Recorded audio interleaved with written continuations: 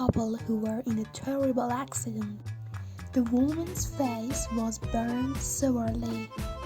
The doctor told the husband they couldn't graft any skin from her body because she was so skinny.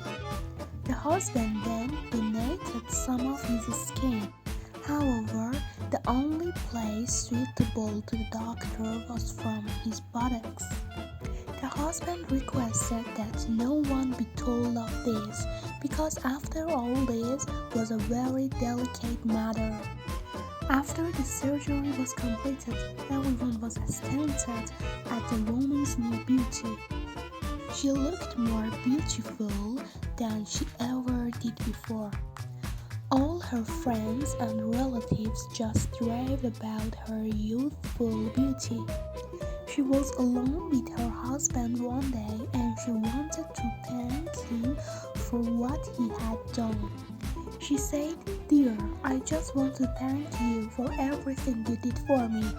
There is no way I could ever repay you." He replied, "Oh, don't worry, honey. I get plenty of thanks every time your mother comes over and kisses you on your cheek."